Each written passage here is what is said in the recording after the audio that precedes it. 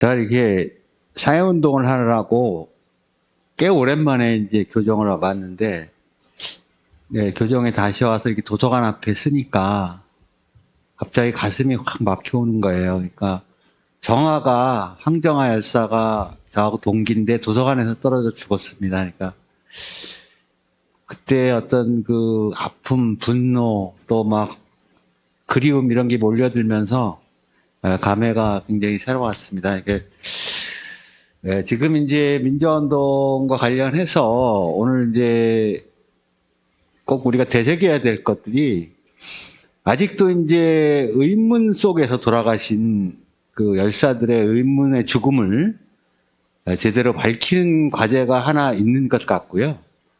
또 하나는 그 돌아가신 열사들을 역사적으로 제대로 자리매김하는 문제가 또한 과제로 남아있는 것 같습니다. 근데 민주유공자법은 바로 이제 그런 열사들의 죽음, 삶과 죽음을 제대로 역사로 자리매김하는 의미의 법이라고 볼 수가 있는데요.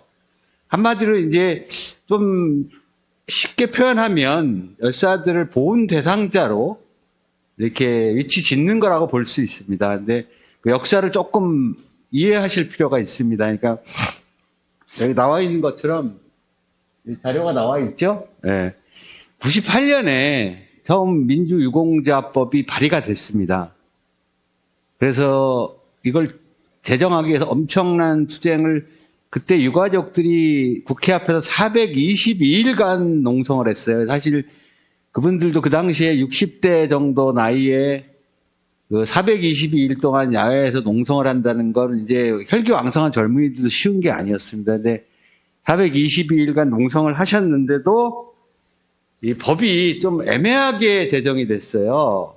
민주화운동 명예회복 보상법이라 해서 민주화운동 과정에 희생된 분들에 대해서 약간의 보상을 주고, 근데 이제 이분들이 유공자가 아니라 관련자라는 명칭으로 법적으로 이렇게 처리가 됐어요. 이 관련자라는 말이 굉장히 가치 중립적인 표현이거든요. 그러면서 이제 기리기는 하는데 뭔가 그 좀 애매하게 기리는 이런 상태가 지금까지 한 20년 넘게 지속되어 온 거라고 보셔도 틀리지 않습니다. 그래서 이제 이제 이런 애매한 법이 제정이 되고, 그게 이제 여야 간의 힘관계라든가 민주화운동 세력이 아직은 이게 힘이 부족해서 그런 현상이 발생한 거라고 볼 수 있는데, 그래서 그 뒤에 16대부터 20대 국회까지요, 5번이나 계속 의원들이 발의를 하셔가지고 제정을 위한 그런 노력을 하셨는데, 매번 여야 간 이견 때문에 안 되고, 그러니까 근 20년 걸린 상태예요. 그러니까 지금 잠깐 자료에도 나왔지만 2001년에 광주 민주화운동 관련은 유공자법이 제정이 됐습니다. 그러니까 지금 20년이 흘렀는데도 그 민주화운동이 똑같은 민주화운동인데도 광주 민주화운동은 법이 제정이 돼서 유공자로 예우법이 제정이 됐는데도 일반 민주화운동 관련자분들은 아직도 20년이 흘렀는데도 안 되고 있다, 이렇게 이해하시면 될 것 같습니다. 그래서 사실 더 이상 이제 미룰 수 없다는 생각 때문에 지난 6월부터 이제 저희 유가족하고 추모 단체들이 힘을 합쳐서 국회 앞에서 매일 1인 시위를 했습니다. 뭐 하루에 한 5, 6명씩, 7, 8명씩 나와서 떼거지로 국회 남문하고 이제 정문 앞에서 1인 시위를 했고, 요 자리에 제가 보니까 여기 뭐 대부분 참여를 해주신 분들이 이 자리에 앉아 계시네요. 1인 시위에. 그러다가 이제 그걸로도 큰 진전이 없어가지고 10월 초순에 국회 앞에서 이제 텐트 농성을 시작했습니다. 첫날은 여기 이 중에도 와 계신 분 있지만 공권력하고 이제 좀 대치까지 하는 상황까지 가면서 이제 농성을 시작을 하셨는데, 참 안타깝습니다. 이제 20년의 그런 노력에도 불구하고 아직도 이게 계류되어 있다는 건, 특히 뭐 여기 그 유기영 의원님도 계시지만 정치권에 계신 동무님들이 더 많이 좀 신경을 써주셨으면 좋겠다, 이런 말씀을 드리고요. 그다음에 이제 이게 여러분들이 이제 사실 뭐 국민의힘이나 뭐 보수 세력 일각에서는 무슨 또 특혜를 보려고 하냐 이렇게 뭐 이상한 트집을 잡는데, 이 법은 알다시피 그 사망 상이자로만 일단 그 대상자를 행방불명자 포함해서 한정했기 때문에 사망자들은 거의 유족이 어머님 아버님들밖에 없어요. 자손이 없습니다. 그리고 상이자들도 이게 다들 뭐 거의 60, 70 다 된 분이기 때문에 자손들이 뭐 특별한 특혜를 볼 일들이 별로 없다는 좀 말씀을 드리고, 제일 중요한 거는 아버님, 어머님들이 농성을 하시는 가장 큰 이유는 역사적으로 정당한 자리매김이에요. 지금 얼마 전에 그 국민의힘의 윤석열 후보가 이렇게 누구야, 그 연세대 이한열 열사를 이상하게,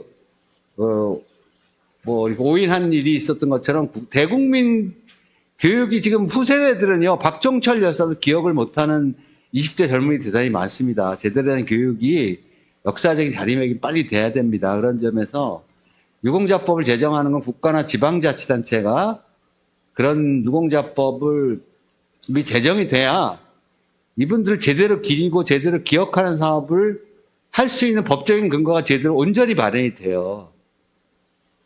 그게 가장 큰 문제다라고 생각이 되고요. 두 번째로는 이게 제정돼야 될 필요가,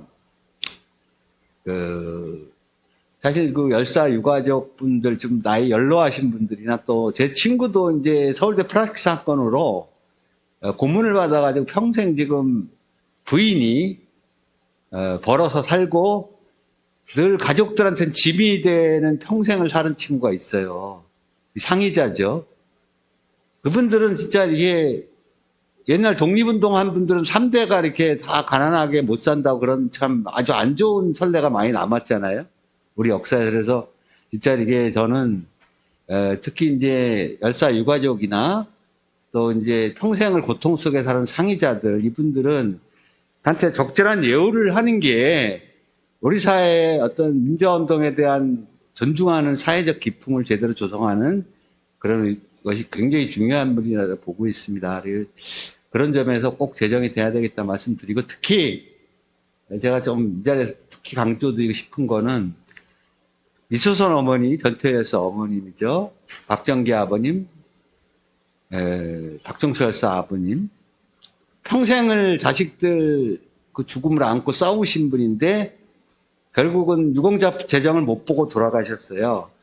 지금 남아 계신 유족들도 이미 80이 다 넘으셨습니다.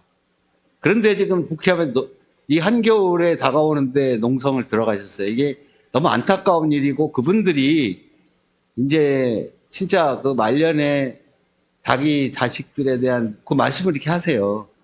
내 자식들 명예를 지켜주고 떠나야 내 마음이 내 자식 앞에 가서도 떳떳할 수 있겠다, 이런 말씀 하시거든요.